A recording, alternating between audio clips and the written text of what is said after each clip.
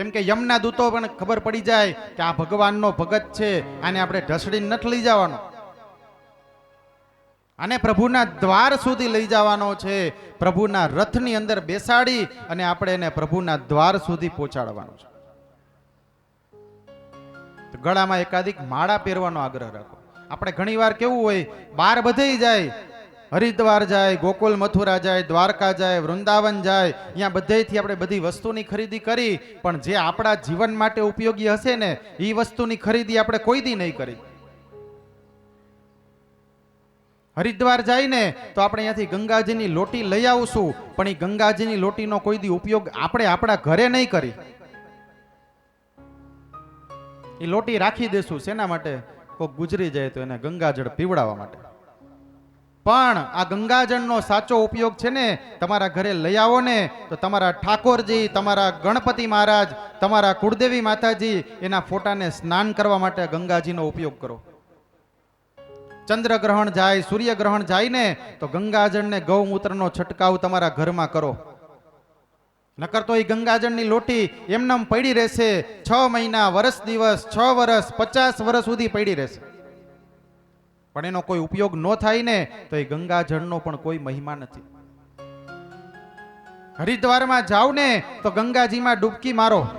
અત્યારે બધા હરિદ્વાર જાશે, આપણે એમ પૂછી ગંગાજીમાં ડૂબકી મારી તો શું કહે? અદા પાણી બહુ ઠંડુ હતું. તો શું અહીંયા ગળદી કરવા ગયા હતા? એક ડૂબકી તો મારવી જોઈએ આપણા પૂર્વજોના ઉદ્ધાર માટે. ભગીરથ ઋષિએ પોતાના પૂર્વજોના ઉદ્ધાર માટે એ ગંગાજીનું આહ્વાન કર્યું અને માં ગંગા સ્વયં ભગવાન શંકરની જટામાંથી અહીંયા હરિદ્વારમાં આવી. એટલે એ હરકી પેઢી કહેવામાં આવે છે. આજે ગંગાજીની અંદર શ્રીમદ ભાગવત કથાઓ પણ એટલી થાય છે. શ્રીમદ ભાગવતની કથાઓ આજે હરિદ્વારમાં તમે જાઓ એટલી કથાઓ થાય છે. હમણાં અધિક માસ આવશે, દર 3 વર્ષે એકવાર અધિક માસ આવે છે. પણ અધિક માસની અંદર હું એટલું કહીશ કે જે એકાદશી આવે, કે જે દિવસ તમે નક્કી કરો એ દિવસ દરમિયાન એકવાર કદાચ 1 થી ન પહોંચાય ને તો 5 બહેનો ભેગા થઈ અને એક ધર્મરાજાનો મંડળ કરો તમારા ઘરે. ધર્મરાજાનો મંડળ થાય ને એ સૌથી વિશેષ. તમારા પૂર્વજોની અંદરમાં 1 થી કરીને 71 પેઢીનો કોઈ જીવાત્મા હોય ને તો એને ભગવાન વિષ્ણુ છે એ એક જ મોક્ષ પ્રદાન કરનારા દેવ છે. એટલે એની મોક્ષદા એકાદશી આવે છે. મોક્ષદા એકાદશી એટલે મોક્ષ દા એટલે પ્રદાન કરનારી, મોક્ષને પ્રદાન કરનારી એકાદશી, જેનું નામ છે મોક્ષદા એકાદશી. આવતીકાલે જ છે કામદા એકાદશી. દરેક એકાદશીનો કંઈક ને કંઈક મહિમા છે. કામદા એકાદશી એટલે તમારી સંપૂર્ણ મનોકામનાની પૂર્તિ કરાવનારી એકાદશી, એટલે ઈ છે કામદા એકાદશી. આ એકાદશીના દિવસે વિષ્ણુ સહસ્ત્ર નામનો પાઠ કરવો, ગૌ માતાને ઘાસચારો આપવો, પક્ષીઓને ચણ આપવી. પણ એક એકાદશીના દિવસે તમારા ઘરે કાયમ કહું છું કે ચોખા કોઈ દી એકાદશીના દી રાંધવા નહીં. ભાત છે ને એકાદશીના દિવસે નિષેધ છે. એકાદશીના દિવસે વ્રત કથા સાંભળો, બ્રાહ્મણ પાસે સત્યનારાયણની કથા સાંભળો, અનેક ગણો પુણ્ય છે એ તમને પ્રાપ્ત થશે. આજે ધ્રુવજીએ જ્યારે આ 6 મહિનાની અંદર ભગવાન પાસેથી કૃપા પ્રાપ્ત કરીને તો આજ આ વાત વાયુ વેગે ફેલાઈ ગઈ. આપણે અહીંયા કેવું હોય અત્યારે કળિયુગમાં, એક ખોટી અફવા હોય ને એ તરત વાયુ વેગે ફેલાઈ જાય છે, પણ સાચી વાતને નીકળતા હજારો વર્ષ વયા જાય છે, સમય ઘણો વયો જાય. એમ આજે ધ્રુવજીએ જ્યારે સારું કાર્ય કર્યું છે તો એની વાત પોતાના પિતાને ખબર પડી ગઈ કે 6 મહિનામાં ધ્રુવે ભગવાનને પામી લીધા. પોતાના પિતાને આ વાતની જ્યારે ખબર પડી ને એટલે એને શું કર્યું, ધ્રુવને પાછો જ્યારે આવે ને ત્યારે એનું સામયું કરવા માટે હાથીની અંબાડીઓ તૈયાર કરી અને આજે પોતે ઢોલ નગારા નોબત સાથે ધ્રુવજીને અંબાડીએ બેસાડી આખા ગામની અંદર નગર યાત્રા કરાવે છે. સુનીતિ રાણીને પણ કીધું કે હવે તમારે ઝૂંપડીમાં નથી રહેવાનું, અહીંયા સાથે રહેવાનું છે. અને આ દિવસે સુરુચિને પણ દુઃખ લાગ્યું મારો દીકરો ઉત્તમને મેં કીધું હોત ને તો એ વનમાં ન જાત, પણ ધ્રુવ અણમાનીતી માતાનો પુત્ર હોવા છતાં મેં એને કીધું વનમાં તપ કરવા જા, તો એ મારી વાત એને માયની. આજ સુરુચિને પણ દુઃખ થયું. ત્યારબાદ એમ કહેવાય છે કે ધ્રુવજીએ જ્યારે ભગવાન પાસે કંઈ માંગ્યું નહોતું, પણ છતાંય ભગવાને એને રાજ્ય આપ્યું. કેટલા વર્ષ? તો કે 36,000 વર્ષ. અને છેલ્લે ભગવાને એમ કીધું કે ધ્રુવ, તને લેવા માટે છે ને મારા પાર્ષદો આવશે, પુષ્પક વિમાન લઈને આવશે. ત્યારે ધ્રુવે ખાલી એટલું કીધું, મને એકલાને લેવા આવશે? પણ મારે તો કે હું જ્યાં જાઉં ને ત્યાં કે મારી માય હારે જોઈ. ભગવાન બોલ્યા, તો આના ઉપરાંતનું હજી એક વરદાન હું તને આપું છું કે તારા મંડળની અંદર, આકાશ મંડળની અંદર જેમ તારા મંડળ, ચંદ્રમા, સૂર્ય જ્યાં સુધી રહેશે ને ત્યાં સુધી તારું સ્થાન પણ કે કાયમ અચળ અને અડગ રહેશે. આજે પણ ઉત્તર દિશાની અંદર આપણે જોઈને તો ધ્રુવજીનો તારો દેખાય. શિયાળો હોય, ઉનાળો હોય કે ચોમાસું હોય, ધ્રુવજીના તારાના દર્શન આપણને થાય. એટલે આપણે જ્યારે મકાન લઈને તો બ્રાહ્મણો તમારા ઘરે જ્યારે વાસ્તુ યજ્ઞ કરવા આવે છે તો એ પણ એક મંત્ર બોલે છે, ઓમ શ્રી ધ્રુવ વાસ્તુ પુરુષાભ્યામ નમઃ. કે તમારું મકાન કાયમ કેમ? તો કે ધ્રુવના તારાની જેમ અખંડ રહીએ. એટલે એ તમને ધ્રુવ વાસ્તુ પુરુષાભ્યામ મંત્ર બોલી અને તમને હોમ કરાવે છે. પણ આપણે અત્યારે કલિકાલ આવ્યો, મકાન લઈ છીએ, શું આપણે વાસ્તુ કરી છે? બધા 50 લાખનું મકાન લઈ, આપણે 50 લાખના મકાનની અંદર આપણે બેંકને 35 લાખની લોન લેશું, એનો આપણે 40,000 હપ્તો ભરશું, 15 લાખ રૂપિયા રોકડા દેશું, પણ 35 લાખની લોન લીધા પછી 40,000નો હપ્તો ભરશું, પણ એક આપણે આપણા મકાનનું વાસ્તુ નથી કરતા. 6 મહિના થાય એટલે આપણા ઘરની અંદર બીમારી ચાલુ થાય. શું કામ? તો કે વાસ્તુ છે ને એ એક દોષ છે.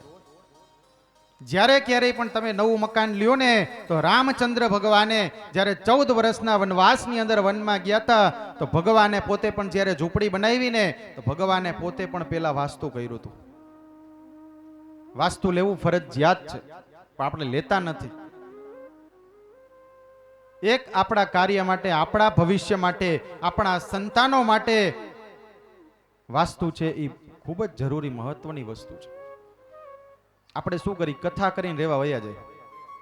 પણ મેં કીધું એમ કે કથા તમે સાંભળો ને એ મનુષ્યના શરીરને, મનુષ્યના મનને પવિત્ર કરે છે, પણ વાસ્તુ દોષ છે, કોઈ યજ્ઞ કર્મ છે એ તમારી જગ્યાને પવિત્ર કરે છે. જગ્યાઓ તો કોઈ દી કોઈની થઈ નથી અને કોઈ દી થવાની પણ નથી, પણ તમે જ્યાં સુધી એ જગ્યાએ રહ્યો ને ત્યાં સુધી જગ્યાનું તેજ તમને લાભ આપનારું બને ને.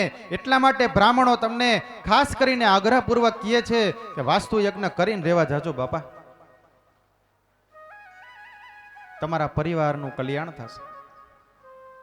જ્યારે ક્યારે પણ નવું મકાન લ્યો, વાસ્તુ કરીને રહેવા જાજો.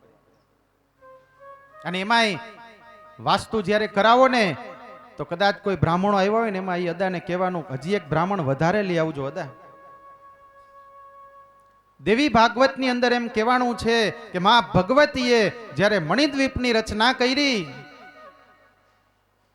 તો એ મણિદ્વીપનો 12મા અધ્યાયનો 5મા સ્કંધનો 12મો અધ્યાય એક બ્રાહ્મણને કહેજો એ બેસીને વાંચી દે. તમારા મકાનમાં કોઈ દી ક્યારેય કોઈ તકલીફ નહીં આવે. માં ભુવનેશ્વરી એનું આખું નિર્માણ, મણિદ્વીપ જે બન્યું હતું એનું વર્ણન કરેલું છે. આજે પોતાના પિતાએ પણ ધ્રુવજીને ગાદી સોંપી, પોતે પણ પોતાનું રાજપાટ છોડી એને પોતે પણ તપ કરવાનું, સંન્યાસ લેવાનો વિચાર કરી લીધો. ધ્રુવજીના વંશની અંદર જ આગળ પ્રચેતાઓ થયા. આ ધ્રુવજીના વંશની જે કથા છે એ જે કોઈ પણ વક્તા કરે છે અને શ્રોતા ધ્યાનથી સાંભળે છે એના જીવનના તમામ પાપો બળીને ભસ્મ થઈ જાય છે. અને છેલ્લે એને ભગવાન વિષ્ણુના ચરણમાં એને મોક્ષ પ્રાપ્ત થાય છે. કે જેના જીવનમાં ધૈર્યતા છે, ધીરજ છે, એકબીજાને સાંભળવાની શક્તિ છે, એ ખૂબ મહત્વની છે. ભગવાને પ્રચેતાઓને લગ્ન કરવાની આજ્ઞા કરી. પ્રચેતાઓ ઘેર જાય છે. પછી મારીસા નામની કન્યા સાથે એમના લગ્ન થાય છે. તેમને ઘેર એક દીકરો થયો. એનું નામ દક્ષ પ્રજાપતિ હતું. છોકરો મોટો થયા પછી ઘર સોંપી દીધું. પ્રચેતાઓ ફરીથી નારાયણ સરોવરમાં આવ્યા. આદિનારાયણ પરમાત્માનું આરાધ્યન કરે છે. વિદુરજી કહે છે કે મેં જે સાંભળ્યું છે તેનું મારે ચિંતન કરવું છે. તો કે તમારે એના માટે ધ્રુવજીના જે ધ્રુવ ચરિત્રની કથા છે એને ખૂબ ધ્યાનપૂર્વક સાંભળી જીવનમાં કે ઉતારવા જેવી છે. આગળ અહીંયા ચતુર્થ સ્કંધની સમાપ્તિ થઈ. 2 મિનિટ માટે આપણે સૌ ભગવાનનું સ્મરણ કરીએ. હે ગોપાલ રાધા કૃષ્ણ ગોવિંદ ગોવિંદ. હે ગોપાલ રાધા કૃષ્ણ ગોવિંદ ગોવિંદ. હે ગોપાલ રાધા કૃષ્ણ ગોવિંદ ગોવિંદ. હે ગોપાલ રાધા કૃષ્ણ ગોવિંદ ગોવિંદ. કૃષ્ણ ગોવિંદ ગોવિંદ ગોપાલ ગોવિંદ ગોવિંદ. કૃષ્ણ ગોવિંદ ગોવિંદ ગોપાલ ગોવિંદ ગોવિંદ. હે ગોપાલ રાધા કૃષ્ણ ગોવિંદ ગોવિંદ. હે ગોપાલ રાધા કૃષ્ણ ગોવિંદ ગોવિંદ.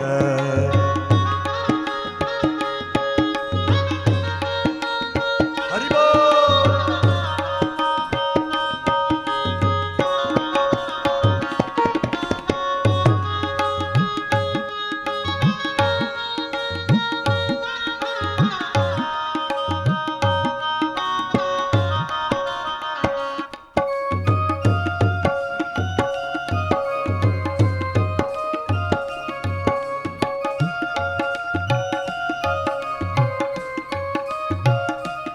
હે ગોપાલ રાધા કૃષ્ણ ગોવિંદ ગોવિંદ. હે ગોપાલ રાધા કૃષ્ણ ગોવિંદ ગોવિંદ. હે બાલ રાધા કૃષ્ણ ગોવિંદ ગોવિંદ. હે ગોપાલ રાધા કૃષ્ણ ગોવિંદ ગોવિંદ. કૃષ્ણ ગોવિંદ ગોવિંદ ગોપાલ ગોવિંદ ગોવિંદ. કૃષ્ણ ગોવિંદ ગોવિંદ ગોપાલ ગોવિંદ ગોવિંદ. કૃષ્ણ ગોવિંદ ગોવિંદ ગોપાલ ગોવિંદ ગોવિંદ. કૃષ્ણ ગોવિંદ ગોવિંદ ગોપાલ ગોવિંદ ગોવિંદ.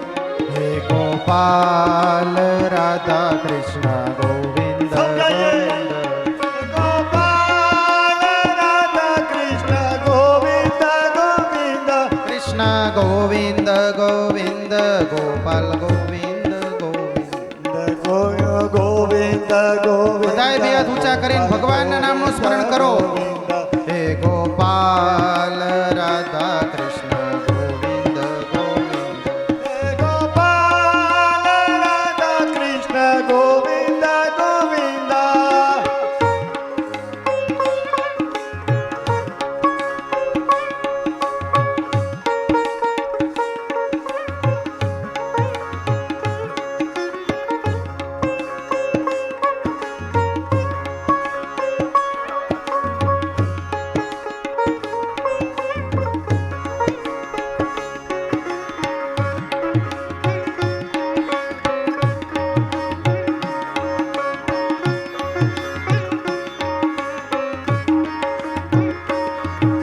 ગોપાલ રાધા કૃષ્ણ ગોવિંદ ગોવિંદ.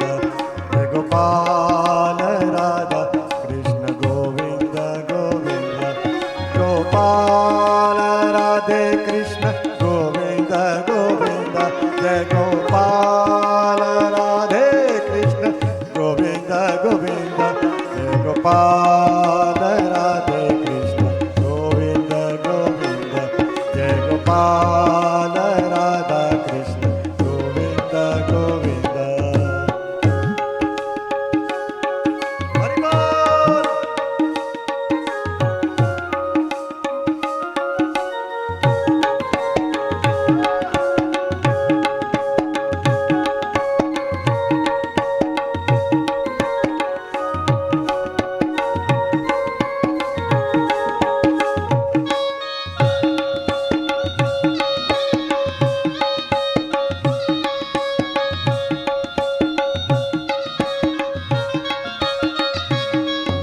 ગોપાલ રાધે કૃષ્ણ ગોવિંદ ગોવિંદ જય ગોપાલ રાધે કૃષ્ણ ગોવિંદ ગોવિંદ જય ગોપાલ રાધા કૃષ્ણ ગોવિંદ ગોવિંદ જય ગોપાલ રાધા કૃષ્ણ ગોવિંદ ગોવિંદ હે ગોપાલ રાધા કૃષ્ણ ગોવિંદ ગોવિંદ હે ગોપાલ રાધા કૃષ્ણ ગોવિંદ ગોવિંદ હે ગોપાલ રાધા કૃષ્ણ ગોવિંદ ગોવિંદ હે ગોપાલ રાધા કૃષ્ણ ગોવિંદ ગોવિંદ હે ગોપાલ રાધા કૃષ્ણ ગોવિંદ ગોવિંદ હે ગોપાલ રાધા કૃષ્ણ ગોવિંદ ગોવિંદ બોલીએ દ્વારિકાધીશ કી જય. તો હવે ભગવાનના ચરણમાં એક રાસ પણ ભેગા ભેગું અર્પણ કરી જ દઈ બધાય. આજ મારી ઈચ્છા એવી છે કે મહારાસ થઈ જાય આ બાજુ ને આ બાજુ બેય બાજુ.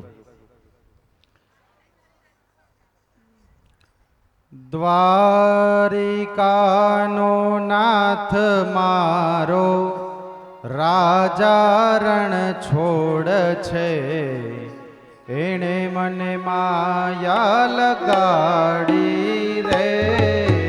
દ્વારિકાનો નાથ મારો રાજા રણ છોડ છે, એને મને માયા લગાડી રે. દ્વારિકાનો નાથ મારો રાજા રણ છોડ છે, એણે મને માયા લગાડી રે. દ્વારિકાનો નાથ મારો રાજા રણ છોડ છે, એને મને માયા લગાડી રે. એણે મને માયા લગાડી મારા વાલા. એને મને માયા લગાડી મારા વાલા. તમે મને માયા લગાડી મારા વાલા. તમે મને માયા લગાડી મારા વાલા. એણે મને માયા લગાડી રે.